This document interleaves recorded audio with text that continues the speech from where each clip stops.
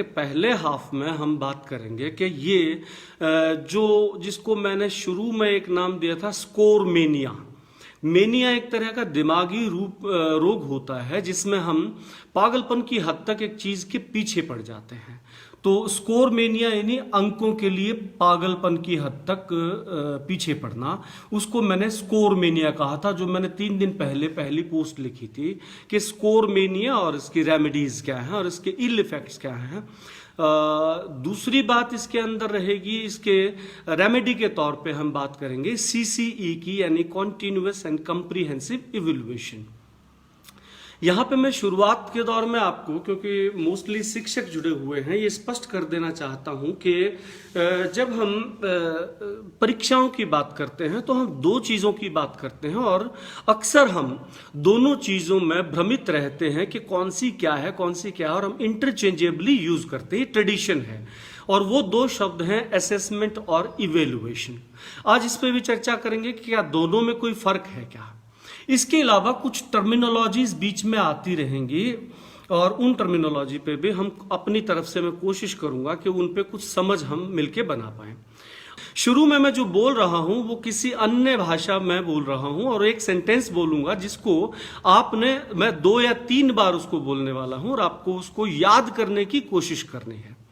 और वो सेंटेंस कुछ इस तरह से है, मैं बिल्कुल तोड़ तोड़ के बोलूंगा क्योंकि दूसरी भाषा है तो आपको समझ में आना चाहिए। पहला शब्द है ओमेन। ओमेन ओमेन मिंगशियन जाओशांग। ओमेन मिंगशियन जाओशांग जियांग जाई इंडू। ओमेन मिंगशियन जाओसांग जियांग जाई इंडू जिनसिंग युआत जिदियन बाउजा। जिनसिंग युआत जिदियन बाउजा। ये एक सेंटेंस है, केवल एक सेंटेंस है और आपकी परीक्षा चल रही है। जिसने इसको लिख लिया है वो जरा कोई मीनिंग मेकिंग, कोई अर्थ करके इसको डिकोड करना है। एक्चुअली अभी हालिया जो सूरत हाल चल रही है, जो बॉर्डर टेंशन्स चल रही हैं, ये भाषा हमारे उसी ओपोनेंट देश की भाषा है और कल ही एक जासूस पकड़ा गया है जिसको हमारी भाषा नहीं आती और उसको जब थोड़ा सा टाइट खींचा गया तो उसने ये सेंटेंस बोला और ये सेंटेंस चाइना की रणनीति के बारे में खुलासा करता है और सरकार इसके पीछे पड़ी है कि ये सेंटेंस डिकोड कैसे हो। तो डिकोड करने के लिए देखिए, इस सेंटेंस को सुनने के बाद हमारी सरकार या मैं या आप क्या निर्णय लें, आगामी रणनीति क्या बनाएं, सवाल ये है। कारण ये है कि यदि हम इसको, अब देखिए, इसको मैं 10 बार अगर पढ़ दूंगा तो आप इसको अपनी लैंग्वेज में लिख पाएंगे। ओमेन बोला है तो ओमेन में ओ में न आप लिख पाएंगे। ओमेन मिंगशियन जाओशांग जियांग जाई इंडू जिनसिंग युआन जिदियन बाउजा। इसको मैं 10 बार और बोल दूंगा तो आप इसको लिख भी लेंगे और आप इसको किसी को जाके बता भी पाएंगे कि ये। अब मैं आपकी इसमें परीक्षा लूंगा तो आप पास हो जाएंगे क्योंकि मैं कहूंगा कि वही सेंटेंस दोबारा बताएं। फिर मैं आपको दूसरी तरह से जांचूंगा कि मैं फिल इन द ब्लैंक्स के लिए आपको कहूंगा कि इस सेंटेंस के अंदर मैंने जो वर्ड स्किप किया है आप उसको भरें, आप उसको भर देंगे।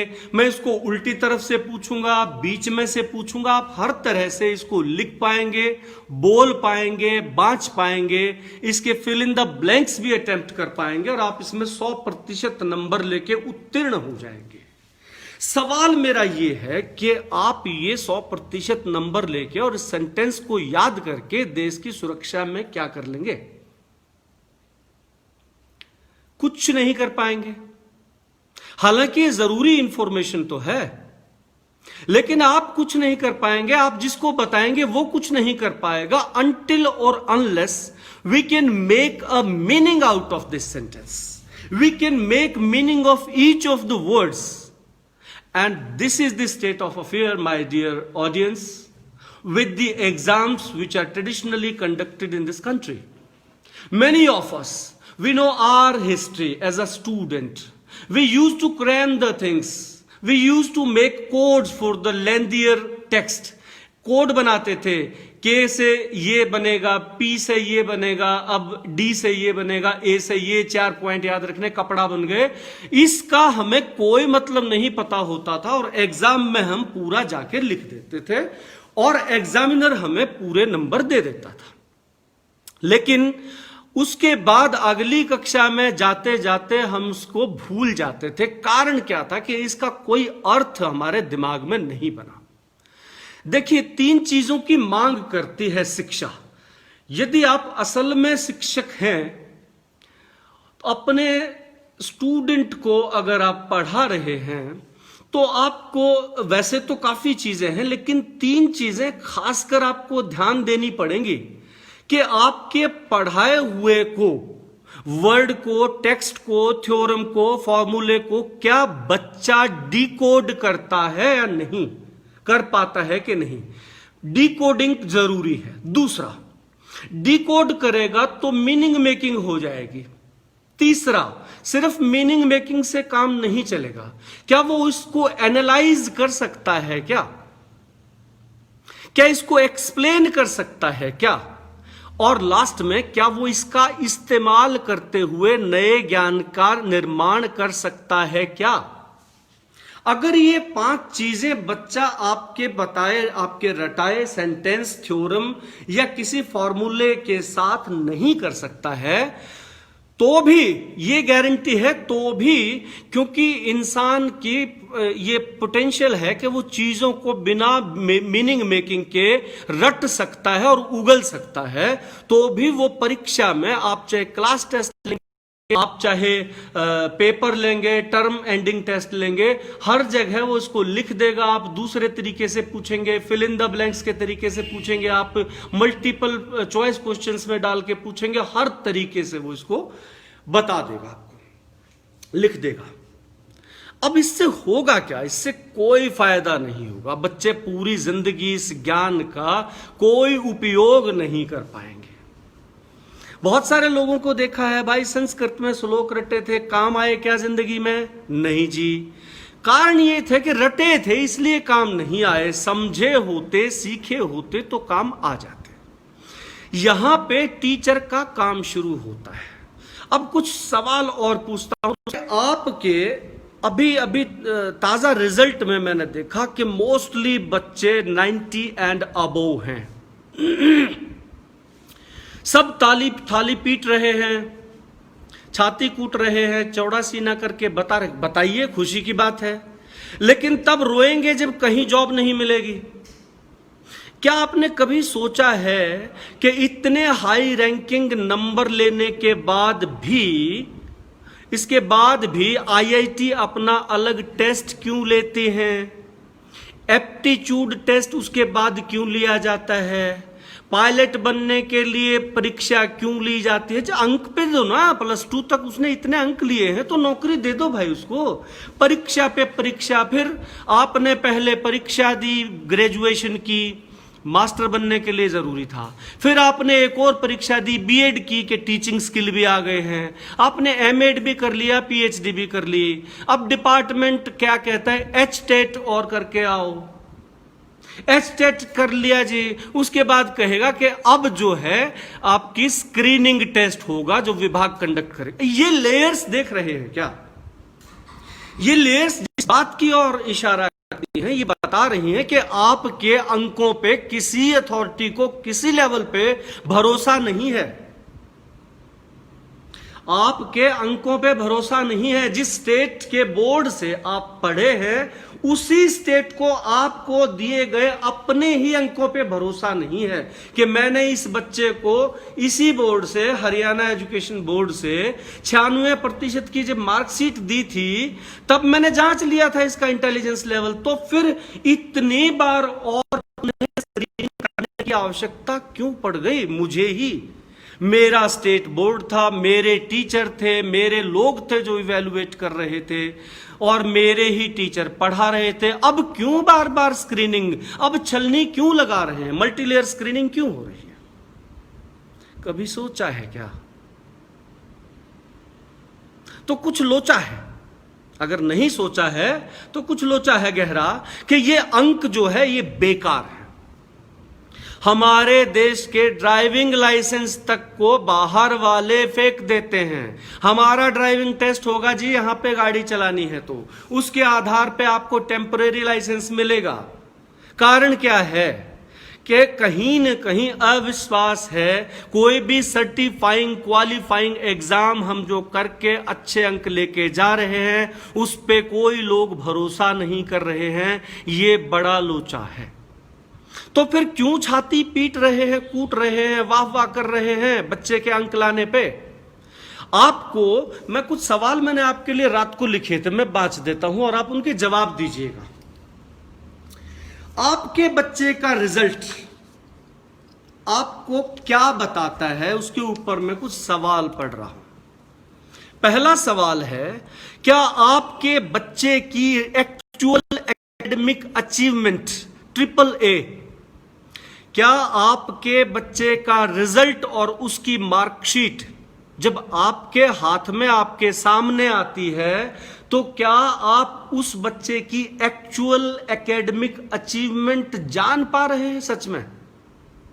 सवाल नंबर 2, आपके बच्चे ने क्या क्या सीखा? थोड़ा इलेबोरेट कर देता हूं। आपके बच्चे के मैथमेटिक्स के अंदर 96 नंबर आ गए 100 में से। ये आपके पास मार्कशीट में लिख के दे दिया उन्होंने। आपको अब ये पूछ रहा हूं कि आपको पता है कि आपके बच्चे को समुच्चय करना आ गया, सेट? क्या आपके बच्चे को पाइथागोरस की प्रमेय का जिंदगी में इस्तेमाल करना आ गया? क्या आपके बच्चे को ब्रैकेट वाले और फ्रैक्शन वाली चीजें करनी आ गई? क्या आपकी डीएमसी जो आपके हाथ में स्टेट बोर्ड एग्जाम ने दी है, आप उससे क्या पता लगा पा रहे हैं? सबसे बड़ा सवाल है, क्या वो डीएमसी आपको ये भरोसा दे रही है कि आने वाली वयस्क जिंदगी के अंदर प्रवेश करने के लिए आपका बच्चा कितना तैयार है? आज आपके बच्चे की क्या तैयारी है? How prepared your child is for the upcoming adult life? क्या वो डीएमसी ये बता देती है कि आपका बच्चा जिंदगी में कभी ठगी बगी नहीं करेगा, रेप नहीं करेगा, बड़ों का सम्मान करेगा, देश की अर्थव्यवस्था में सकारात्मक सहयोग देगा? क्या पता लग रहा है आपको उस मार्कशीट से? और उसने कौन कौन सी कलाएं, कौन कौन से कौशल, कौन कौन से जीवन कौशल, कौन कौन से जीवन यापन कौशल को धारण कर लिया है, आपको पता लग रहा है क्या? डीएमसी क्या बता रही है, ये पूछ रहा हूं मैं। 96% अंक क्या बता रहे हैं? ये गारंटी है कि आपके बच्चे को अब आईआईटी में एडमिशन मिलेगा? ये गारंटी है कि वो आईआईटी का एग्जाम क्लियर कर पाएगा? क्या गारंटी है? क्या गारंटी? किसी चीज की गारंटी? फिर क्यों छाती कूट रहे हैं 96% की मार्कशीट लेके? हो सकता है, बहुत बहुत वाजिब है, बहुत लाजिम है कि एक बच्चा जिसके 70% अंक आए हैं, वो उस एग्जाम को, जो क्वालिफाइंग एग्जाम है, उसको ठीक से क्रैक कर ले और 96% वाला ना कर पाए, क्योंकि सब जगह एंट्रेंस एग्जाम है, सब जगह इंटरव्यू है। 100% भी ले गया तो क्या होगा? ये कुछ सवाल मेरे दिमाग में कौंध रहे थे। मैंने सोचा आपसे पूछ लूं बातचीत शुरू करने से पहले, ताकि उन लोगों को बुरा ना लगे जिन्होंने अभी 2-4 दिन के अंदर ही अपने बच्चे के अंक फेसबुक पे डिस्प्ले किए हैं। साहब सिंह रंगा लिख रहे हैं, मेरे बच्चे के केवल 67% थे और उसने जेईई को आसानी से क्रैक कर लिया। आपके सामने है। ये चीजें हमें ये बता रही हैं कि इस असेसमेंट, इस इवैल्यूएशन सिस्टम के अंदर कोई मूल चूल खामी है, जो बच्चे की प्रिपेयर्डनेस को एसेस और इवैल्यूएट करके पेरेंट्स को, समाज को, आगे आने वाले एजुकेशनल इंस्टीट्यूशंस को और आपके जॉब दाताओं को, नौकरी दाताओं को, विभागों को, ये डीएमसी आपके बच्चे के बारे में कुछ नहीं बता रही। और नहीं बता रही है तो इन अंकों का क्या फायदा है? क्यों बोर्ड की मांग करते हैं? एक आखिरी सवाल पूछ रहा हूं, आपको लगता है कि एक थर्ड पार्टी जिसने आपके बच्चे को कभी नहीं देखा, वो उस टीचर से बेहतर इवेल्युएशन कर सकती है जिसने उसको 8-10 साल स्कूल में देखा है? उससे बेहतर उसका प्रमाण पत्र पे उससे बेहतर कोई और लिख सकता है अननोन आदमी जिसके पास सिर्फ रोल नंबर जाएंगे? मुझे डाउट है। तो क्यों मांग करते हैं एक्सटर्नल एग्जामिनेशन की, स्टेट बोर्ड एग्जामिनेशंस की, हाई स्टेक टेस्ट्स की? क्यों मांग करते हैं? नहीं समझ में आता मुझे। क्यों इंतजार करते हैं बड़े बड़े अंकों का? हमें तो नहीं पता। खैर, आगे चलते हैं। मैंने कहा था दो टर्मिनोलॉजी पे बात करेंगे और फिर हम आगे चलेंगे। वो दो टर्मिनोलॉजी अभी अभी मैंने इस्तेमाल की है। एक तो है असेसमेंट और दूसरा है इवेल्युएशन, जिनके बारे में मैंने पहले कहा था कि हमारा सिस्टम और हम लोग, हमें नहीं पता लग रहा है कि ये दोनों में फर्क क्या है। कुछ लोगों को पता हो सकता है, मैं थोड़ा कोशिश करता हूं अपनी तरफ से उस पर क्लैरिटी बना। हाँ ठीक है, कुछ लोग लिखते हैं, रवि कुमार लिख रहे हैं कि 75% से नीचे तो उसको अलाउ नहीं कर रही है। यही कारण है भाई साहब, इस पे बात करेंगे। मैं वहां पे आऊंगा जब ये कहूंगा, जब इस पे बात करूंगा कि स्टेट का बोर्ड ही क्यों दे रहा है इतने हाई एग्जाम, इतने हाई मार्क्स। इस पे बात करेंगे हम। टीचर क्यों नकल करा के मार्क्स को हाई कराना चाह रहा है? क्यों प्राइवेट स्कूल पैसा देके बोर्ड में सेटिंग करके हाई कराना चाह रहे हैं? वहां पे बताऊंगा कि 75% की कंडीशन है कहीं पे, इसलिए कि हरियाणा की या यूपी की या फला स्टेट की नाक ना कटे कि एक भी बच्चा 75% में नहीं आया वो IIT में बैठ ना पाए। ये कारण है, ये दिक्कत है स्टेट बोर्ड्स को कि वो अपना रिजल्ट में आर्टिफिशियल हाइक रखें। ये मैं बताऊंगा, इस पर हम बात करेंगे। असेसमेंट है observing the child and keeping a record. Simple भाषा में असेसमेंट है observation of the child in the learning environment itself and then keeping, maintaining a record of it for the, ये इंपॉर्टेंट है जो अभी बोल रहा हूं, for the use of teacher himself और herself. It is not meant to be shared with anyone. Assessment जो है उसमें बच्चे का सिखलाई वाले वातावरण के अंदर, यानी जब वो सीख रहा था और एग्जिबिट कर रहा था सीखे हुए को, उस वक्त कुछ ऑब्जर्वेशन टीचर लेता है और वो कहीं पे एनेक्डोटल रिकॉर्ड तैयार करता है। किसके प्रयोग के लिए? ना कि अभिभावकों को बताने के लिए, ना कि टीचर स्टूडेंट के साथ शेयर करने के लिए, बल्कि खुद के लिए। तो मैं ये कहना चाहता हूं कि असेसमेंट जो है वो एक रेमेडियल टूल है, उपचारात्मक टूल है, जो टीचर को अपनी खुद की शैली के ऊपर रिफ्लेक्ट करने के लिए काम आता है, ताकि टीचर ये देख पाए कि ये फला बच्चा है और इस फला बच्चे को मैंने सबके साथ ही सिखाया, ये कितना सीख पाया और ये कितना एग्जिबिट कर पाया अपने सीखे हुए को, वो रिकॉर्ड अपने पास रख ले तो वो ये इस रिकॉर्ड से देख सकता है over the time.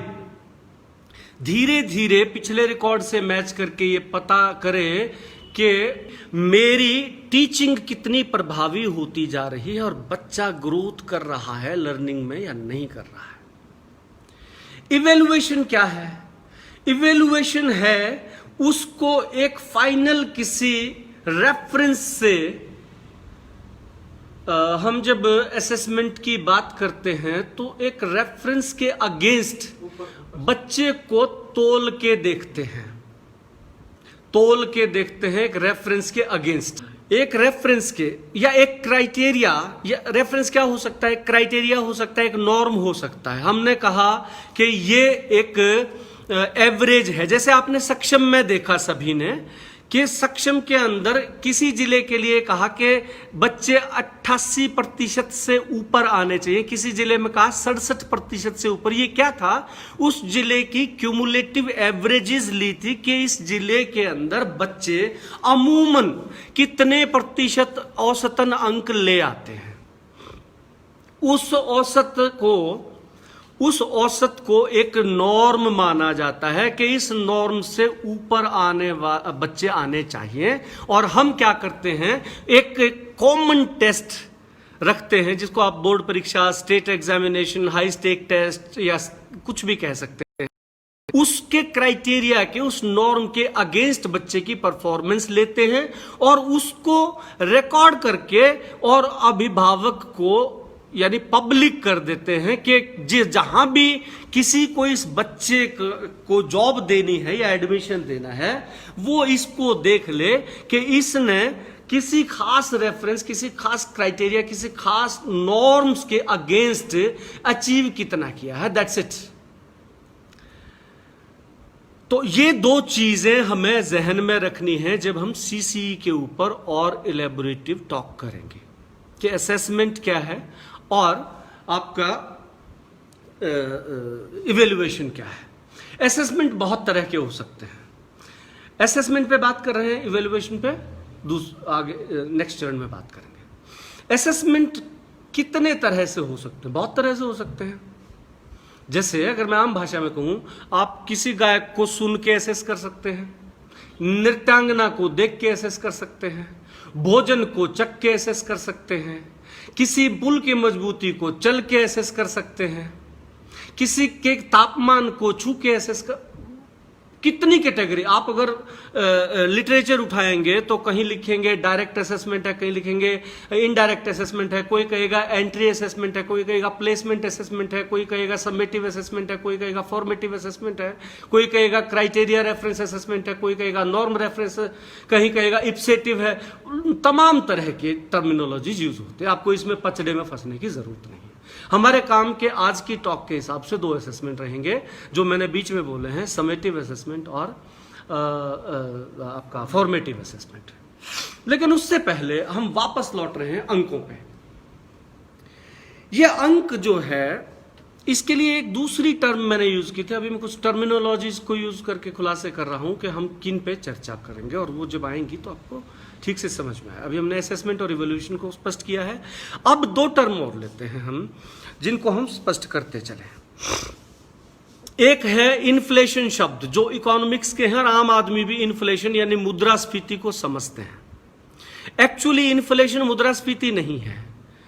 Economic inflation मुद्रास्फीति हो सकती है, करेंसी इन्फ्लेशन मुद्रास्फीति कही जा सकती है। सिर्फ इन्फ्लेशन वर्ड का मतलब है स्फीति, और स्फीति का मतलब होता है अनचाहा उछाल, अनचाहा उछाल। अब जब हम इसको, मैंने एक टर्मिनोलॉजी यूज की और बाद में मुझे पता लगा कि इस जैसी टर्मिनोलॉजी एक और रिसर्चर पहले से यूज कर रहे हैं। आपको ध्यान होगा मैंने अपनी पोस्ट में स्कोर इन्फ्लेशन लिख दिया था और उस वक्त तक मैंने अपनी तैयारी नहीं की थी, मेरे अपने दिमाग में आया तो मैंने लिख दिया। बाद में जब मैंने बहुत सारे रिसर्च पेपर स्टडी करने शुरू किए तो वहां मुझे दूसरी टर्म मिली, ग्रेड इन्फ्लेशन। इसको एक बार समझ लेते हैं ठीक से कि ग्रेड इन्फ्लेशन क्या है, और अगर इसको समझ लेंगे तो वो माता पिता, वो शिक्षक जो इस स्कोर इन्फ्लेशन को और इसके दुष्प्रभावों को समझ लेंगे, वो इसके इस मेनिया से, स्कोर मेनिया से बाहर हमेशा के लिए निकल जाएंगे। स्कोर इन्फ्लेशन, पहले आप मुद्रास्फीति को समझिए कि जब पैसा ज्यादा हो जाता है और कमोडिटी कम हो जाते हैं, यानी कीमतें बढ़ जाएंगी, मांग के अनुसार चीजें नहीं है, जनता के पास पैसा, नोट यानी करेंसी ज्यादा है, तो उनको उसी चीज को जिसको थोड़ी करेंसी से खरीद सकते थे, अब उसको ज्यादा करेंसी से खरीदना पड़ रहा है। चीज वही आ रही है, ग्राहक को कोई फायदा नहीं हो रहा है। आप देखिए कि जब 50 के दशक में या 60 के दशक में मेरे पिता नौकरी में आए होंगे तो उनकी तनख्वाह मात्र 20-30 रुपए रही होगी, उसमें परिवार चल रहा था, उतना भोजन पांचों जीव हम खा रहे थे। आज मेरी तनख्वाह 1.25 लाख रुपए है तो उसमें भी काम नहीं चल रहा है। तो अब पैसे का डिवेल्युएशन हो गया है, उसका मूल्य खत्म हो गया है। ये अवमूल्यन जो है, करेंसी का अवमूल्यन, डिवैल्यूएशन ऑफ द करेंसी, ये जो है इन्फ्लेशन की देन है।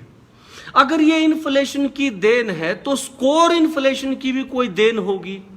अब इस स्कोर इन्फ्लेशन को समझिए कि यदि 100 बच्चे आईआईटी ने एब्जॉर्ब करने थे, 5 लाख के आसपास सीटें निकलती हैं, मैं 100 का एग्जांपल ले रहा हूं प्रतिशत में देखने के लिए। यदि 100 बच्चे जो है, आईआईटी की सीट हमारे देश में 100 बच्चों की थी, और नॉन मेडिकल के बच्चे जो आईआईटी एस्पिरेंट थे उन्होंने नॉन मेडिकल ले लिया। नॉन मेडिकल लिया इसलिए कि आईआईटी में जाना है।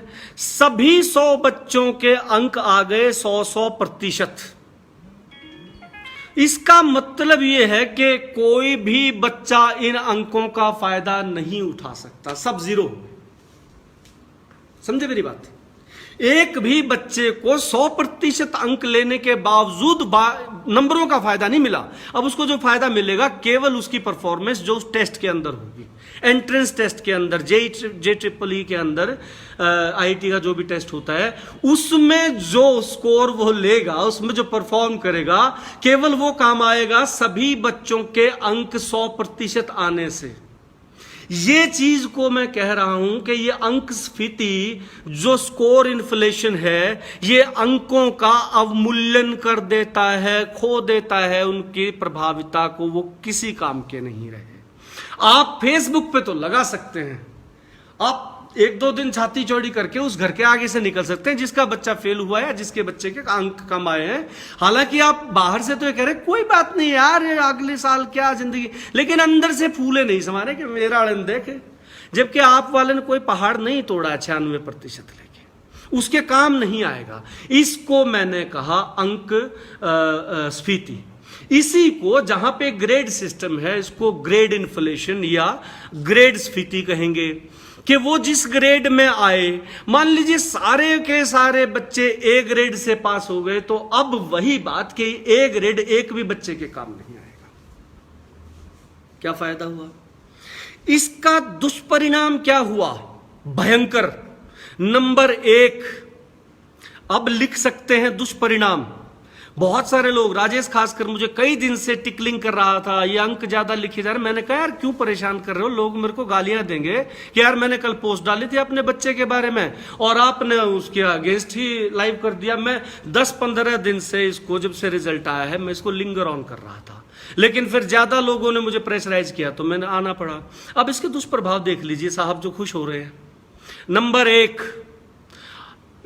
तो मैंने ये कहा कि वो अंक की प्रभावशालिता ही खत्म हो गई, वो किसी काम के नहीं, क्योंकि सभी बच्चों के, अब जब टोटल एवरेज रिजल्ट 96% निकाल दिया, 95% निकाल दिया, तो आप समझिए medical aspirant, IIT aspirant, SSB aspirant, सबके पास उतने ही नंबर हैं विदाउट फेल, सबके पास उतने ही नंबर हैं। तो नंबर तो किसी के काम नहीं आएंगे, वो पढ़ाई गई भाड़ में।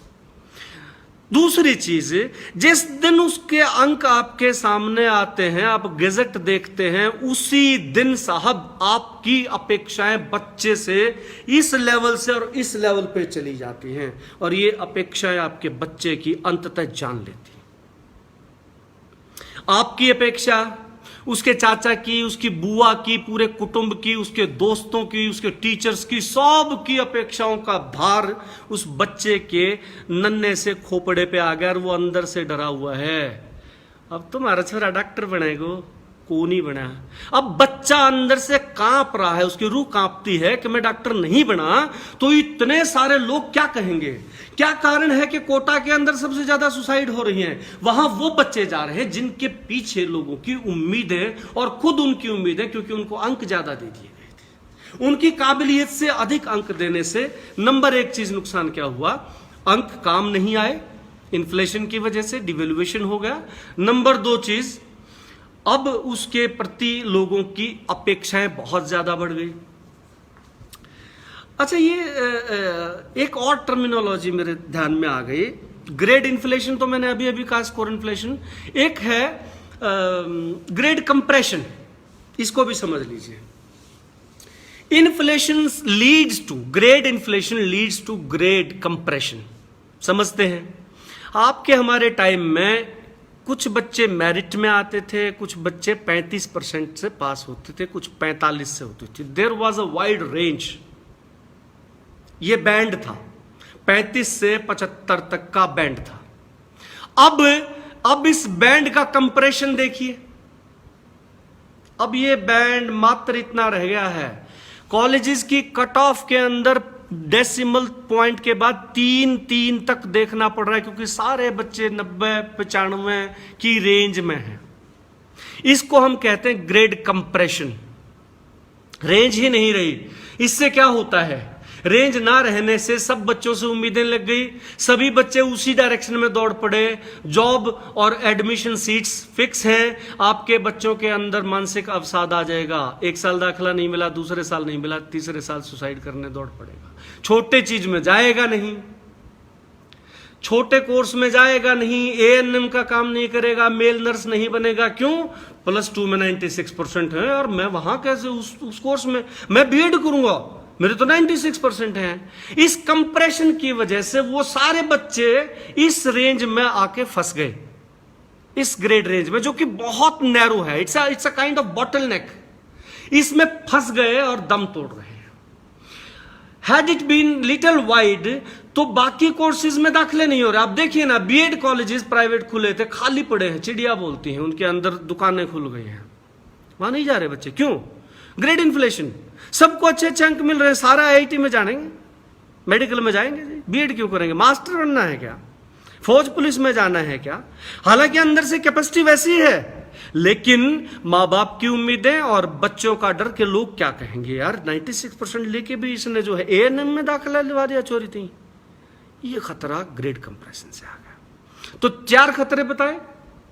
इन्फ्लेशन से अंकों के अवमूल्यन हो गया, आपकी उम्मीदें बढ़ गई, बच्चे पे भार बढ़ गया, और वो एक नैरो रेंज के अंदर फंस के बैठ गया है, इससे बाहर नहीं निकल पा रहा, यहीं चटपटा रहा है, यहीं दम घुट रहा है, यहीं मर जाएगा।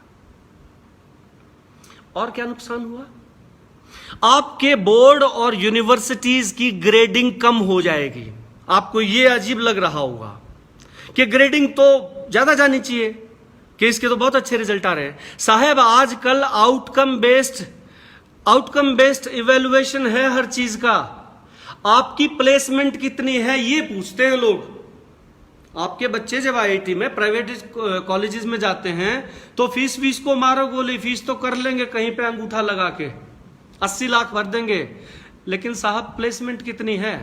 ये प्लेसमेंट है आउटकम, कि आप मेरे बच्चे को 5 साल रखेंगे, उसको 80 लाख रुपए देने पड़ेंगे, उसके दीदे आंख फूट जाएंगी, नौकरी मिलेगी क्या? तो आपके कॉलेज की अल्टीमेटली, आपकी यूनिवर्सिटी की अल्टीमेटली, आपके बोर्ड की अल्टीमेटली ग्रेडिंग नीचे आएगी ज्यादा अंक देने से। ये नहीं समझ रहे हैं। आपके स्टेट की ग्रेडिंग नीचे आएगी। और क्या होगा? ड्रॉपिंग आउट बढ़ जाएगा। कैसे बढ़ेगा समझाता हूं। जहां पे अंक के आधार पे आपको बैठने का परीक्षा में मौका मिला, आईआईटी की परीक्षा पे ही रहता हूं, क्योंकि अंक ज्यादा थे तो आप उसमें अपीयर हो सकते हैं। नंबर 1, आप अपीयर हो गए तो तुक्का भी लग सकता है, ये भी मानते होंगे। एमसीक्यू में तुक्के खूब चलते हैं, चवन्नी उछाल, ABCD कौन सा है, ये आपकी किस्मत अच्छी थी, वैसे तो फूटी थी इसलिए तुक्का आएगा।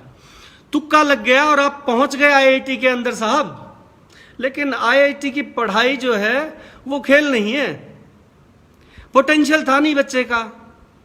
बोर्ड ने अपनी इज्जत बढ़ाने के लिए, प्राइवेट स्कूल ने अपनी रेटिंग बढ़ाने के लिए नकल कराई, टीचर ने अपनी एपीआर में अच्छे रिजल्ट देने के लिए अनफेयर मींस, मैं आप किसी पर्टिकुलर आदमी पे नहीं लगा रहा, लेकिन यह जग जाहिर है कि टीचर साथ जाके नकल कराते रहे। सब ने, माँ बाप ने, दोस्तों ने दीवारों के ऊपर से पर्चियां फेंकी, सब ने मिलके उसको दिला दिए 96% मार्क्स।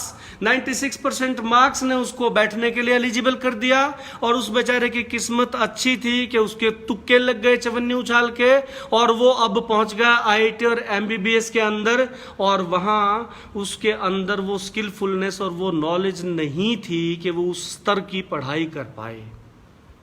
वहाँ पिछड़ेगा और या तो छोड़ जाएगा, ड्रॉप आउट हो जाएगा, या फिर कभी फोन आएगा कि कमरे में अंदर एक लाश लटकी हुई, आके आइडेंटिफाई कर लीजिए। आपको कभी नहीं पता चलेगा कि हुआ क्या बच्चे को, सब कुछ तो ठीक ठीक चल रहा था। और क्या होगा? क्राइम बढ़ जाएगा। वो कैसे बढ़ेगा? सोचिए। आपको याद है क्या, गांव में एक बात चला करती थी, भाई फत्ते छोरा कितना पट गया, बोला भाई न्यू नहीं बेरा कौन सी क्लास में है, पर पेंट पहन लग गया। जो हरियाणवी नहीं समझते हैं, गांव में बूढ़े एक दूसरे से पूछते थे आपका बेटा कितना पढ़ गया, और बूढ़े अनपढ़ होते थे, उनको नहीं पता होता था BSc B.Ed क्यों है। वो ये कहता था सिर्फ जवाब, ये तो मुझे नहीं पता कितना पड़ गया, लेकिन पेंट पहनने लग गया है। गांव में पजामे और धोती छोड़ के बच्चे शहरों में कॉलेजेस में आते जीन्स पहननी शुरू कर दी थी। अब जब वो पेंट पहनने लग गया, उसका इल इफेक्ट है कि वो खेत में काम नहीं करेगा।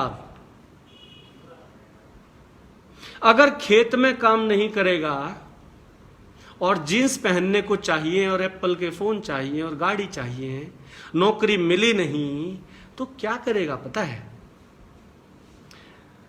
गाड़ियां चुरानी शुरू कर देगा। पहले बाइक चुराएगा, उससे पहले पेट्रोल चुराएगा दोस्त की बाइक में डालने के लिए, धीरे धीरे धीरे फिर एक दिन विकास दुबे मारा जाएगा,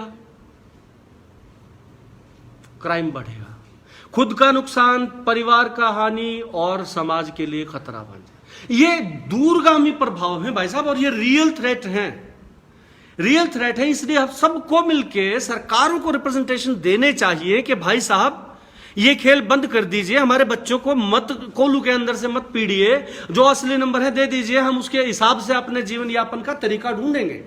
और आप भी मत जाइए, जितना ज्ञान होगा आपको पता होगा कि बच्चे में 36% ज्ञान है इस चीज का, आप उसके हिसाब से उसके जीवन यापन का जुगाड़ करेंगे। आप बड़ी उम्मीदें नहीं पालेंगे उससे, बच्चा भी बड़ी उम्मीदें नहीं पालेगा। सिखलाई यानी लर्निंग एक प्रक्रिया है, एंड प्रोडक्ट नहीं है। सिखलाई चल रही है। वो लर्निंग नंबर एक चीज है, कोलैबोरेटिव है। कोलैबोरेटिव का मतलब साझी, आइसोलेशन में लर्निंग नहीं हो सकती। एक बच्चे को टापू पे छोड़ दो, मैं एजुकेशनल अचीवमेंट, एजुकेशनल लर्निंग की स्पेशली इस कॉन्टेक्स्ट में बात कर रहा हूं। उसके पास खूब सारी किताबें रख दो, अगर उसने डिकोडिंग नहीं सीखी है, उस भाषा का ज्ञान नहीं है, पूरी जिंदगी उन किताबों के ढेर पे बैठा रहेगा तो लर्निंग नहीं होगी। तो लर्निंग एक कोलैबोरेटिव प्रोसेस है, ताउम्र चलता है। मैं एक बैंड की बात कर रहा हूं उस उम्र में से जो स्कूल के अंदर यानी फॉर्मल स्कूलिंग के अंदर जो लर्निंग होती है। और ये इसलिए, अच्छा दूसरी चीज लर्निंग कोलैबोरेटिव है। दूसरा नॉलेज जो है वो शेयर्ड होती है, distributed among the all learners and the environment. ये 2 पॉइंट इसलिए बता रहा हूं कि इस पे कुछ बात करूंगा आगे चल के। लर्निंग कोलैबोरेटिव है, प्रोसेस है, और नॉलेज जो है वो डिस्ट्रीब्यूटेड है पूरी एक कम्युनिटी के अंदर, लर्निंग कम्युनिटी के अंदर, एक कोहॉर्ट के अंदर, एक ग्रुप, एक समूह के अंदर, जिसमें टीचर भी शामिल है, जिसमें और बच्चे भी शामिल है, जिसमें दूसरी कक्षाओं के टीचर और बच्चे भी शामिल हैं। ये सब मिलके नॉलेज का निर्माण करते हैं। अगर ऐसा है तो ये भी आप मानेंगे कि स्कूल में एक वक्त किसी खास पॉइंट पे लर्निंग नहीं होती है और नॉलेज का एकदम से निर्माण नहीं होता। गौतम बुद्ध को हो गया था पेड़ के नीचे बैठ के 6 दिन में। मैं असामान्य आदमी की बात कर रहा हूं। अगर आप इस पे सहमत हैं तो मैं सीसी पे बात शुरू कर सकता हूं। सीसी का नाम देखिए क्या है, कॉन्टिन्यूअस कंप्रीहेंसिव इवेल्युएशन, सतत समग्र मूल्यांकन, साधारण भाषा में। और इतना ही हमारे लिए जरूरी है कि हम इसका मतलब जान लें, और क्या करना है। कॉन्टिन्यूअस कॉम्प्रिहेंसिव इवेल्युएशन, जान के ठहर के बोल रहा हूं, और हमें मोटे मोटे तौर पे पता भी है। पहले बात करेंगे कि हम इसको कर कैसे रहे, फिर बात करेंगे करनी कैसे थी, लेकिन इसके बाद ये देखेंगे जो जरूरी है कि ऐसी क्यों करनी थी। भाई किसी ने लिख दिया इसीलिए करनी थी क्या? कॉन्टिन्यूअस क्यों होनी चाहिए थी? हम क्या कर रहे हैं, जब से ये आया है, सीसी आया है, हम क्या कर रहे हैं, पहले मान लीजिए एक तिमाही, एक छमाही और एक सालाना टेस्ट लेते थे। अगर हम ये टेस्ट लेते थे तो अब हमें ये कहा गया कि भाई अब कॉन्टिन्यूअस कॉम्प्रिहेंसिव इवेल्युएशन चलेगा। तो कॉन्टिन्यूअस कैसे चलेगा जी? बोले छोटे छोटे चंक्स में। अच्छा, तो फिर हमने क्या किया, एक यूनिट खत्म हो गई, साथ में टेस्ट दे दिया। टेस्ट वैसा ही दिया, टेस्ट वही दिया जिस प्रकार से हमने अंत में दे रहे थे, पहले दे रहे थे। कुछ प्रश्न लिखे, उनके उत्तर मांग लिए, और थोड़ा किसी ने दबाव दिया तो यूनिट को छोड़ दीजिए, यूनिट में जो टॉपिक है, चैप्टर है, एक चैप्टर के बाद टेस्ट लेना शुरू कर दिया। लिया क्या? टेस्ट ही लिया, 5% दे दिए, 5% के उत्तर मांग लिए, 10 नंबर का ले लिया। एक्चुअल में ये नहीं करना था, ये नहीं करना था। समझेंगे कि करना कैसे था। इससे पहले एक बात कर रहा हूं, जो अभी मैं कह रहा था, क्या बच्चा किसी पर्टिकुलर टाइम पे कुछ काम कर रहा होता है, सीख रहा होता है? 2-4 शब्द देखिए कि सिखलाई के अंदर बच्चे को क्या क्या सीखना था। हम मोटे मोटे तौर पे एजुकेशन को जब डिफाइन करते हैं तो 3 चीजों पे तो बात करते ही हैं। कौन कौन सी 3 चीजें? नॉलेज, स्किल और वैल्यू। ये तो मैंने गा रखा है, 10 साल से गा रहा हूं। इसके अलावा बहुत सारी चीजें हैं। बच्चे का एटीट्यूड, बच्चे के इंटरेस्ट, बच्चे के लीडरशिप क्वालिटीज, बच्चे का दूसरों के साथ कोऑपरेशन, बच्चे का क्लैश रिजोल्यूशन पावर। झगड़ा हो जाता है, किसने छुड़वाया? जाके फला बच्चे ने छुड़वाया। बच्चे का त्याग, गरीब बच्चा है, टिफिन नहीं लाया, अपना टिफिन दे दिया। ये सारी चीजें, जब आप ये कहते हैं कि एजुकेशन का मतलब है ओवरऑल या ऑल राउंड डेवलपमेंट, तो ऑल राउंड डेवलपमेंट का मतलब ये नहीं होता साथियों कि कान भी बड़े बड़े हो जा, आंख भी बड़ी बड़ी हो जा, बाल भी बड़े बड़े हो जा, डेवलप हो गया, ऑल राउंड हो गया, पूरा गोल कर दिया। ऑल राउंड को समझना पड़ेगा कि ऑल राउंड डेवलपमेंट का मतलब क्या है। बच्चे को अडल्ट लाइफ जीने के लिए जिस जिस चीज की जरूरत होगी वो हर चीज स्कूल के अंदर सीखे और उस हर चीज को जांचा परखा जाए, ये सिस्टम की जिम्मेदारी है। इसलिए continuous, child does not learn in chunks, neither he और she exhibit what he or she has learned in chunks। Hindi में बताता, सॉरी। बच्चा ना तो चंक्स में, टुकड़ों में सीखता है, और ना ही बच्चा टुकड़ों में सीखे हुए को प्रदर्शित करता है। बच्चा सीखी हुई चीज को कभी बच्चों के झगड़े के दौरान आपको प्रदर्शित करेगा कि मेरे अंदर ये पोटेंशियल आ गया है। जैसे मैंने कहा कॉन्फ्लिक्ट रिजोल्यूशन का। कभी बच्चा स्कूल के बाहर कोई बड़ा लक्कड़ उठाना है तो बाकी लोगों को मेंटली प्रिपेयर करके लाएगा, लीड करेगा, हाइशा बोलेगा और उन सब से मिलके काम करवाएगा। लीडरशिप की क्वालिटी। कहीं कोलैबोरेशन सीख रहा होगा कि बच्चा टुकड़ों में कुछ नहीं कर रहा है, ना टुकड़ों में सीख रहा है, ना बच्चा टुकड़ों में आपने सीखे हुए का प्रदर्शन कर रहा है। और ये सारी चीजें क्या लगता है आपको इंपॉर्टेंट नहीं है? जब मैंने कहा कि एक ही प्रश्न दिमाग में होना चाहिए अभिभावक और शिक्षक के कि how prepared the child is for his adult life, how prepared your child is to contribute in the economy and development and growth of the nation as a whole and his fellow men, how prepared the child is to handle the hard situations, the bottlenecks। ये सारी चीजें अगर बच्चा करना नहीं सीखेगा तो केवल जो आपका टेक्स्ट रट के और टेक्स्ट लिख देता है बच्चा, इससे कहीं नहीं पहुंचेगा। It will lead us nowhere. हम डेड एंड पे खड़े होंगे, बच्चा अवसादग्रस्त होगा, कोई फायदा नहीं। आपके 25-30 साल जो बच्चे की शिक्षा पे इन्वेस्टमेंट करी उससे कुछ नहीं होने वाला। और ये जिम्मेदारी किसकी है? मैं ये कह रहा हूं कि अगर ये चलता रहा खेल, अगर बच्चे के आपने एटीट्यूड, बच्चे के स्किल्स, बच्चे के कॉन्फ्लिक्ट रेजोल्यूशन पावर, बच्चे की कोलैबोरेटिव पावर, बच्चे की लीडरशिप क्वालिटी, बच्चे की इवन के वो कैसी स्थिति में किसी की जान बचाने के लिए सच्चाई को मैनेज कर ले, मैं नहीं कह रहा झूठ बोल रहा है, सच्चाई को मैनेज कर लेता है। भाई यहां मेरा तो इतना मानना है कि कुछ लोग बहुत सत्यवादी हो सकते हैं, मैं कहता हूं भाई साहब आदमी की जान से ऊपर सच नहीं होता है। किसी की जान बचती हो तो बेशक झूठ भी बोल दो, इसको मैं कहता हूं सच्चाई को मैनेज कर लेना। ये सब स्किल आ गए तो मैं शर्त लगाता हूं कि आपको बच्चों के लिए नौकरियां ढूंढनी ही नहीं पड़ेंगी। काम तो बिखरा पड़ा है। आप देख रहे हैं कितने लोग मोटिवेशनल स्पीकर बन के कमा रहे हैं बड़े बड़े पैसे, टेड टॉक में जाके बोल रहे हैं, 1-1 करोड़ में शो कर रहे हैं। उनको कहो ना आ जाओ मास्टर जी लगवाएंगे आपको 10 लाख रुपए देके, तो आपकी तरफ हंसेगा कि बेटा एक शो 1 करोड़ में करता हूं। ये क्वालिटीज आ जाए फिर नौकरियों की तरफ भागेंगे नहीं। थोड़े बच्चे रह जाएंगे जो नौकरियों की तरफ जाएंगे, उनको थोड़े हैं इसलिए उनको भी नौकरियां मिल जाएंगी, समाज इस तरह से किसी तरह बन जाएगा।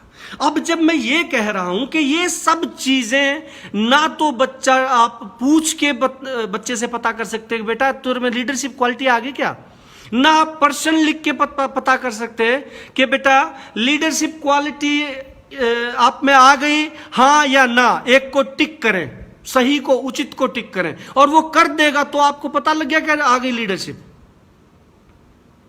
आपको कॉन्फ्लिक्ट रेजोल्यूशन आ गया, हाँ जी आ गया, सारी चीज हाँ कर देगा, आ गया क्या? तो कॉन्टिन्यूएशन में बच्चा सीख रहा है, कॉन्टिन्यूअसली लगातार विद्यालय के घंटों में और पूरे इस स्कूल लाइफ के अंदर लगातार इन चीजों का प्रदर्शन कर रहा है, एग्जिबिट कर रहा है। तो ये कहते हैं कि इस लगातार एग्जिबिट करते हुए बच्चे को कोई ऑब्जर्व करे और कोई उसका एनेक्डोटल रिकॉर्ड रखे। If the child is doing everything in continuum, then the teacher or the assessor has to do it in continuum. That is why the first word has been taken, continuous. Continuous, फिर आगे आएंगे comprehensive evaluation पे। तो अब teacher इसको करे कैसे? ये तो बहुत भयंकर काम हो गया, कुछ नहीं करना है। आप डॉक्यूमेंट को पढ़ेंगे एनसीईआरटी की साइट पे, उसमें स्पष्ट तौर पे लिखा था, मुझे नहीं पता कौन लोग हैं जो ये भ्रांतियां फैलाते हैं। ना तो आपसे किसी ने वो पूछना था कि आपने रिकॉर्ड क्या रखा, कोई नहीं देखे आपके रिकॉर्ड को, और ना ही आपको किसी को बताना था। आपने करना सिंपल, ना कोई फिक्स टाइम करना था, ना टाइम स्पेंड करना था। आप यूं भी जब आप कक्षा नहीं ले रहे, आधी छुट्टी है, कहीं ना कहीं बैठे होते हैं, बच्चों के ऊपर नजर पड़ती रहती है। अमूमन अपनी कक्षा के पढ़ाए हुए बच्चों पे आप चेहरे और नाम को जानते पहचानते हैं। कहीं बच्चे ने झगड़ा कर लिया, कहीं उसने छोटे बच्चे को थोड़ा उठा दिया ताकि वो टूटी से पानी पी सके। इन चीजों को जहन में रखना था, और क्योंकि जहन में एक लिमिट तक चीजें रह सकती हैं, तो बच्चों के एक 35 बच्चे हैं, मान लीजिए 50 बच्चे हैं, साल के शुरू में एक रजिस्टर लगा दें, रजिस्टर के अंदर एक 5-5 पन्ने छोड़ के बच्चों के नाम लिख दें। आप अच्छी बुरी किसी राइटिंग में किसी वक्त, जिस दिन आपने किसी बच्चे की खास चीज देखी हो कि ये इस बच्चे में आ गई है, या उसके विपरीत कोई नकारात्मक गुण बच्चे में आ गया है, उसको लिख दें। बस किसी कोड से लिख दें, कुछ भी लिख दें, आप कोड बना लें। भाई 5-6 चीजें मैंने बताई हैं, उसके एटीट्यूड है, उसका कॉन्फ्लिक्ट रेजोल्यूशन है, उसके वैल्यूज हैं, उसके मोरल्स हैं, उसके एक दूसरे को सहायता, ये 5-7-8-10 चीजें आप लिख लें। और उसमें बस पूरा टर्म में जब भी करेंगे, इस पे बात करेंगे कि कब तक, उसको आप कहीं कहीं इंगित करते रहे, वो रिकॉर्ड आपके दिमाग में हो रहा है। आपको उस रिकॉर्ड को ना टीचर किसी और को, पेरेंट के साथ शेयर करना है, ना बच्चे को बताना है, कुछ नहीं, आपका रफ रिकॉर्ड है वो। लेकिन वो लिखा इसलिए होना चाहिए कि आपकी जो मेमोरी पावर है वो एक लिमिट तक है। आप 35 बच्चों की सारी चीजें ओवर द पीरियड नहीं याद रख पाएंगे, तो आपको क्या करना है, उसको लिख लेना है। जब आप उसके इंटरनल असेसमेंट के नंबर देते हैं, उस वक्त एक बार उस पन्नों को खोल के आधा घंटा लगा के और अपने दिमाग से थोड़ी देर मनन करके कि एक बच्चे ने कितना इंप्रूव किया है उसके नंबर लगा दीजिए। बस ये हो गई उसकी इंटरनल असेसमेंट। इसी चीज को हम कह रहे हैं फॉर्मेटिव असेसमेंट। जो दो चीजें हैं उसके अंदर, फॉर्मेटिव असेसमेंट और समेटिव असेसमेंट, इस चीज को हम फॉर्मेटिव असेसमेंट कह रहे हैं और इसके नंबर आपके हाथ में है, कोई बोर्ड इसको जज नहीं करने वाला है। लेकिन हम देते हैं बायस, फियर, फेवर के आधार पे नंबर, जो गलत है, बच्चे के साथ, उसकी जिंदगी के साथ खिलवाड़ है। इन चीजों में बायस नहीं चाहिए, आपको उस हिसाब से वो नंबर उसको देने हैं। मान लीजिए कि वो टर्म जब आपने SA1 किया, FA1 किया, मान लीजिए फॉर्मेटिव असेसमेंट पार्ट 1 आपने कहीं 2 महीने बाद किया है या 3 महीने है, उसका मुझे नहीं पता, आप अपने कागजों में देख लीजिए। मेरे हिसाब से जहां तक मुझे जानकारी है FA1, FA2 और फिर SA1 आ जाता है, फिर FA3, FA4 और फिर SA2 आ जाता है। इसी तरह का सिस्टम। ऐसे जब मैं बोलता हूं तो समेटिव असेसमेंट है, FA बोलता हूं तो फॉर्मेटिव असेसमेंट है। अगर आप इसको 4 हिस्सों में तोड़ लेते हैं पूरे साल को, तो क्वार्टरली आप एक क्वार्टर के बाद आप SA1 करते हैं, दूसरे क्वार्टर में आप SA2 और F1 कर लेते हैं। उसके बाद आप तीसरे क्वार्टर में जो FA2, इसमें बोलने में गड़बड़ कर रहा हूं शायद मैं, जो मैं कह रहा हूं टर्म में 3-3 महीने में, वो FA बोल रहा हूं, फॉर्मेटिव असेसमेंट, और जब आप 2 जो ले रहे हैं वो समेटिव असेसमेंट है। इन पे थोड़ी चर्चा करेंगे क्योंकि अभी मैंने फॉर्मेटिव पे थोड़ी सी बात खोली है। पहले दूसरे शब्द को और पकड़ लेते हैं, कंप्रीहेंसिव शब्द है। हमने कॉन्टिन्यूटी की बात की कि कॉन्टिन्यूअसली क्या करना है, और कॉन्टिन्यूअस कंप्रीहेंसिव इवैल्यूएशन में कॉन्टिन्यूअस पार्ट का मतलब क्या था और कैसे करना था। इसमें कुछ भी नहीं करना था, कोई प्रिंसिपल भी आपसे अगर इसका रिकॉर्ड मांगता है, आप मना कर सकते हैं और मेरे को फोन करिएगा, मैं आपकी मदद करूंगा। आप उसको डॉक्यूमेंट निकाल के दिखा सकते हैं। This is your personal record, जिसके आधार पे आपने उसको SA1 में नंबर देने थे। कोई परीक्षा नहीं लेनी है, ये मैं कह रहा हूं, जिम्मेदारी से कह रहा हूं। मत लीजिए कोई परीक्षा, रिटन टेस्ट मत लीजिए, ऑरल टेस्ट मत लीजिए। हाँ, कभी कभी कक्षा के दौरान ही आप कुछ सवाल पूछ रहे हैं, वो टेस्ट नहीं है, उस टेस्ट से एंग्जाइटी नहीं आती है। टेस्ट एंग्जाइटी जो है वो सबसे बड़ा खतरा है बच्चे के लिए। फला दिन टेस्ट लूंगी, देख लियो सारे, ये जो है ना बच्चे के मानस के ऊपर स्ट्राइक करता है। टेस्ट होगा, टेस्ट। आपको बच्चे को एसेस करना है। आप चलते हुए आदमी को एसेस कर लेते हैं, आप बोलते हुए आदमी को एसेस कर लेते हैं, ठीक है। तो ये आपको, इसको हम फॉर्मेटिव असेसमेंट क्यों कहते हैं? क्योंकि नॉलेज फॉर्मेशन के दौरान होती है। समझ लीजिएगा इसको। फॉर्मेटिव असेसमेंट इसलिए कहते हैं कि वो फॉर्मेटिव स्टेज में होती है, जब वो बच्चा सीख ही रहा है, सीखना स्टॉप करके परीक्षा नहीं दे रहा है, सीख ही रहा है। इसी को फॉर्मेटिव असेसमेंट कहते हैं कि टीचर जो है, जब बच्चा लगातार सीख ही रहा है, उस वक्त जब नॉलेज का निर्माण कर ही रहा है, फॉर्मेशन ऑफ नॉलेज हो ही रहा है, उस वक्त आपने एक निश्चित समय के बाद जो एसेस किया था फॉर्मेशन ऑफ नॉलेज के दौरान, उसके अंक आप उसको प्रदान करते हैं। ये फॉर्मेटिव असेसमेंट है। इसके अलावा कोई कुछ और समझाता है तो वो आपके विवेक पे है कि आप कौन से को सही मानते हैं। ये मेरी समझ जो है, और मैंने स्टडी जो जितना किया है उसके अनुसार। दूसरी चीज, समेटिव असेसमेंट, जो सम अप करती है। कितना सीख लिया, एक स्टेज पे जाकर रुक जाओ। सीख रहा था, फॉर्मेशन ऑफ नॉलेज हो रही थी, यहां आके आपने कहा बस भाई नॉलेज फॉर्मेशन का काम बंद हो गया है। अब ये देखना है आपको कि कितनी नॉलेज आ गई है बच्चे के अंदर किसी भी चीज की। उस वक्त आप टेस्ट लें, परीक्षा लें, जो भी लेते हैं, उसका जो संचित ज्ञान है, उसको जिस माध्यम से आप कोई प्रोजेक्ट वर्क दे रखा था, आपने कुछ भी दे रखा था, उन सब के सब तरीकों से, ऑरल टेस्ट ले लें, वाइवा कंडक्ट कर लें, आप दौड़ा के कुछ भी करके आपका जो सब्जेक्ट है, दौड़ा के मैं इसलिए कह रहा हूं कि हो सकता है आप फिजिकल के टीचर हो, आपको भी तो नंबर देने होंगे।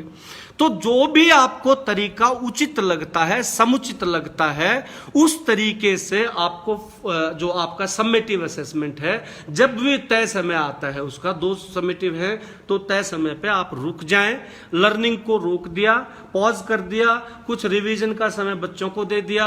यहां एक चीज खास बताऊं कि आपको फॉर्मेटिव असेसमेंट में बच्चों को बताने की जरूरत नहीं होती कि आप किस क्राइटेरिया पे जज करेंगे बच्चों को, लेकिन समेटिव असेसमेंट के लिए आपको बच्चे को अल्ट्रा क्लियर कर देना चाहिए कि आपके टेस्ट के अंदर क्या क्या आएगा, क्या क्या नहीं आएगा, और किस चीज के कितने अंक या वेटेज होगी, और ये किस प्रकार का होगा।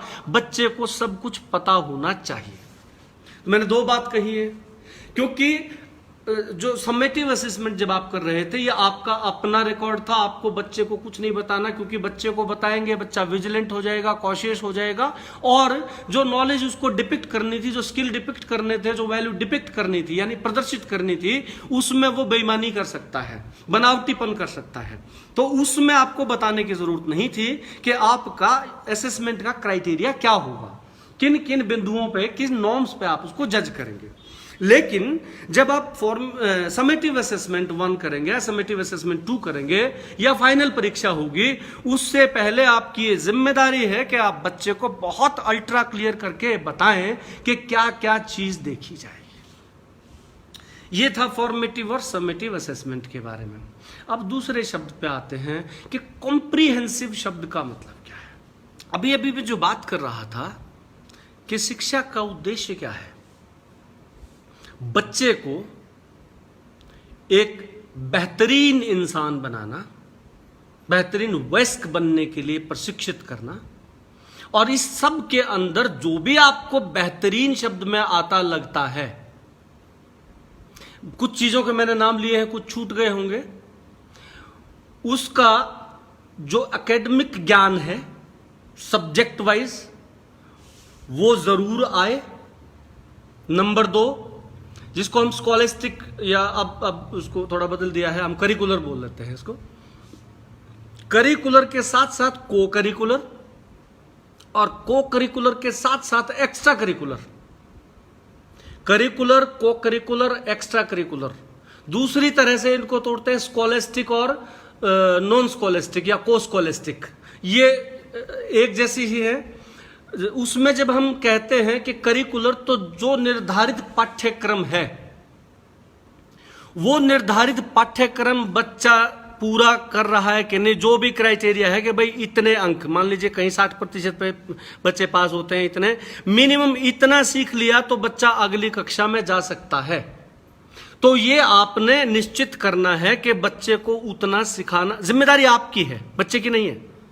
इस पे बहुत सारे लोग नाराज हो जाते हैं, उतना सीखा के नहीं। इसके लिए समेटिव असेसमेंट थी ना, फॉर्मेटिव असेसमेंट और समेटिव असेसमेंट थी।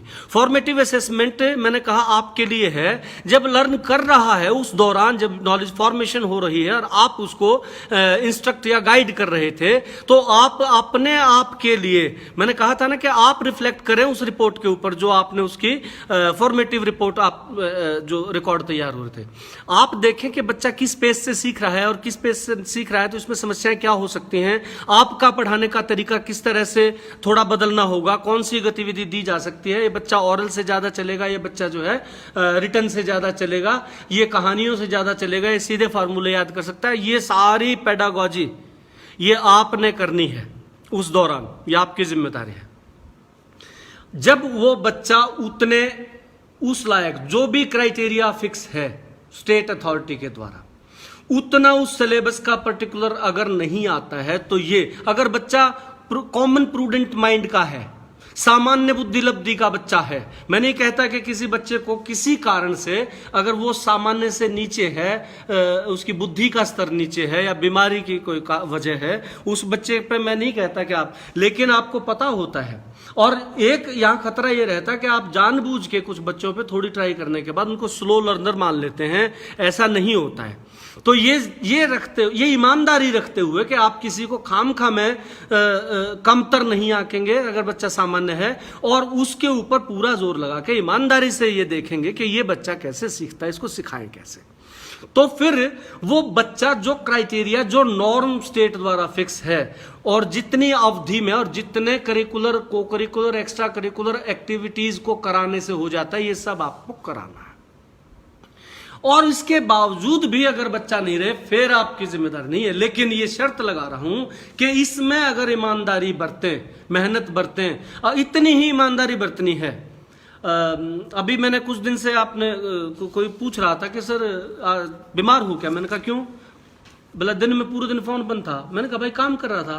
बोला ऑफिस में फोन बंद करते हो आप? मैं कहा हाँ। जब मैं काम कर रहा हूं और मुझे कुछ क्रिएटिव यहां से निकालना है, कोई मॉड्यूल डेवलप करना है, कोई बातचीत कर रहा हूं, किसी आदमी ऑफिसर के साथ मीटिंग कर रहा हूं, तो फिर फोन नहीं चाहिए, फिर डिस्टर्बेंस नहीं चाहिए। 100% दें अपने काम को। सिर्फ स्कूल के घंटों में, मैं नहीं कहता किसी के घर घर जाके आप करें, सिर्फ स्कूल के घंटों में 100% दें। मैं इस बात पे फिर लौट रहा हूं कि कंप्रीहेंसिव का मतलब क्या है। तो ये सब कुछ जो है, जिसमें मैंने क्या कहा, करिकुलर, को करिकुलर और एक्स्ट्रा करिकुलर, और जिसके अंदर हमने पहले चर्चा की कि उसका नॉलेज का निर्माण हो, उसके सारे पोटेंशियल्स जो है शार्पन होने चाहिए, उसके स्किल्स, उसकी एबिलिटीज, उसके एटीट्यूड्स, उसका फिजिकल ग्रोथ, उसकी मेंटल ग्रोथ, उसकी सोशल एडजस्टमेंट की पावर, अवसादों से लड़ने की क्षमता, ये अलग अलग नहीं करनी पड़ेंगी। आप ये ना सोचे कि अलग टीचर बिठाएं, अलग टाइम लगाएं, नहीं है। ये आपके व्यक्तित्व से आधे से ज्यादा जो टीचर्स वहां एनवायरनमेंट क्रिएट करते हैं, जो टीचर का एक ऑरा होता है, आपके टच में आने से और आसपास जहां माहौल में बच्चा पलता है, ये चीजें ऑटोमेटिकली सीखता है, छोड़ के करिकुलर चीजों। हाँ, आप इन पे चर्चा ओपन कर सकते हैं बच्चों से, कभी कोई कहानी में किरदार बता सकते हैं जिसने इस तरह से मुसीबत से पार पाई, सबको इकट्ठा किया, जिससे बच्चों में जोश आए।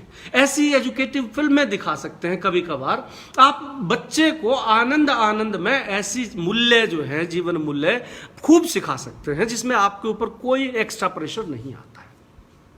जब बच्चों का पढ़ने का मूड नहीं हो, इस तरह की कहानियों में, चर्चाओं में बच्चों के साथ गोलधारे में बैठ के इन पे बात करें, या आप उनको दो या 3 समूहों में बांट दें, फिर टास्क दे दें। अब देखें, ऑब्जर्व करें कि उस टास्क में कौन बच्चा लीड करा। आपने तो लीडर नहीं बनाया था कोई भी, अपने आप करें। तो ये जब सारी चीजें करते हैं, इसको हम कहते हैं समग्र विकास। और इन सारी चीजों का इवेल्युएशन हो रहा है, तो समग्र इवेल्युएशन। तो पहले हमने शब्द लिया कॉन्टिन्यूअस, दूसरा शब्द लिया हमने कंप्रीहेंसिव, यानी सतत, समग्र। इन दो चीजों पे ठीक से समझ अगर बनती है तो ये इवेल्युएशन बचता है आपका। इसके ऊपर मुझे नहीं लगता कोई खास चर्चा करनी है, लेकिन फिर भी शुरू में मैंने कहा था, जब मैंने ये कहा था कि हम टर्मिनोलॉजी देख रहे हैं कि असेसमेंट में और इवेल्युएशन में थोड़ा फर्क क्या है, तो मैंने ये बताया था, जो बाद में जुड़े हैं उनके लिए रिपीट कर रहा हूं इस लाइन को, कि एसेस करते हैं आप तोल मोल के देख रहे हैं, एसेस कर रहे हैं, जज कर रहे हैं, अपने दिमाग में कोई प्लान, योजना, रेमेडियल योजना बनाने के लिए लगातार, कि ये बच्चा जो है इस तरह से सीखता है, अच्छा ऐसी सिचुएशन में ऐसे करता है, अच्छा तो फिर इसके लिए ये तरीका ठीक रहेगा, इसके लिए ये तरीका, ये असेसमेंट कर रहे थे आप। जब इवेलुएट करते हैं तो नॉलेज फॉर्मेशन रुक जाती है, और फाइनली आप उस बच्चे को एक छलनी लगा के देखते हैं कि भाई इसमें से, छलनी को मान लीजिए कि क्राइटेरिया है, नॉर्म है, फिक्स, इसके अंदर से कितने बच्चे निकल गए, मेरे प्रयास कितने प्रतिशत सफल रहे।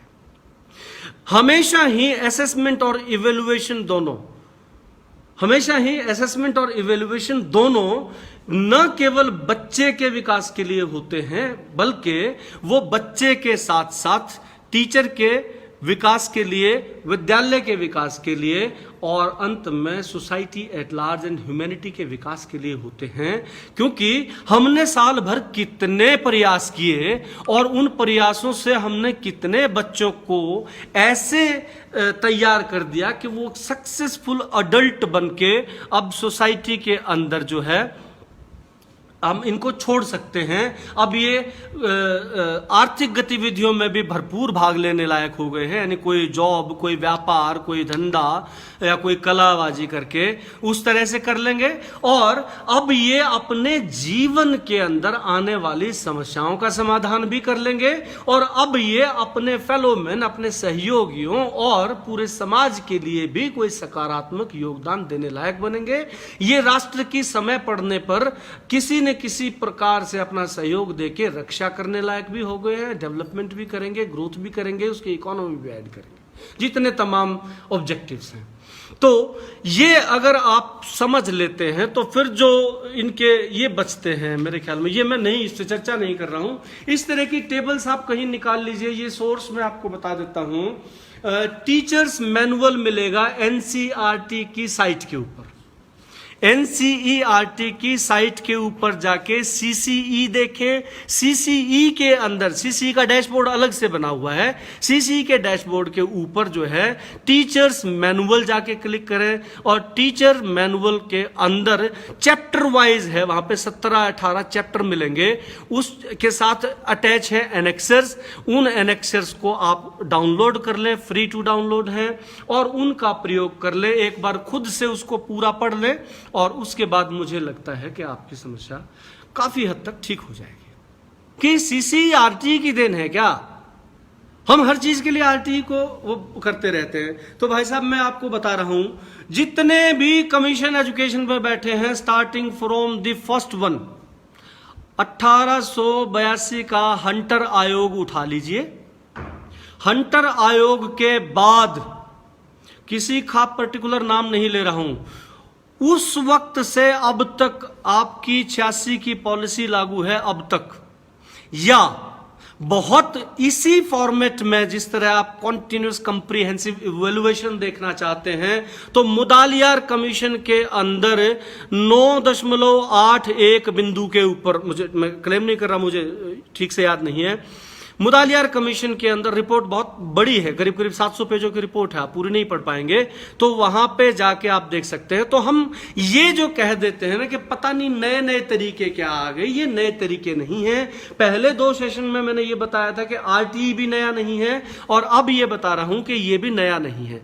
एक्चुअली चीजें नई नहीं होती हैं, वो बीच बीच में भूलते रहते हैं, फिर दोबारा कोई अधिनियम निकालना पड़ता है और उसको बाध्यता करनी पड़ती है कि यार 100 साल से चिल्ला रहे हैं, कोठारी कमीशन इसी पे बात कर गया, आपका मुदालियार कमीशन इसी पे बात कर गया, 86 की पॉलिसी में इसको मैंडेटरी करने की बात कर दी कि मैंडेटरी करें इसको, उसके बावजूद जो व्यवस्था है, सरकारें हैं, बोर्ड हैं, वो किसी न किसी रीजन से लिंगर ऑन करते रहते हैं, फिर अचानक एक भारी भरकम बाध्यता बनाई जाती है आरटीई जैसी कि अब बस, अब से सीसी लागू हुआ। तो इसका इतिहास तो बहुत पुराना है। खासकर केब कमेटी की रिपोर्ट देखें आप, 1921 की है शायद, आप केब कमेटी की फर्स्ट रिपोर्ट देखेंगे, केब कमेटी ने पूरा एक्सप्लेन करके लिखा है कि आप कॉन्टिन्यूअसली उसको एसेस करेंगे, आप उसको फॉर्मेटिवली एसेस करेंगे, आप उसका कंप्लीट यानी कंप्रीहेंसिव असेसमेंट करेंगे। तो ये सारी चीज उस वक्त से ही चली आ रही हैं।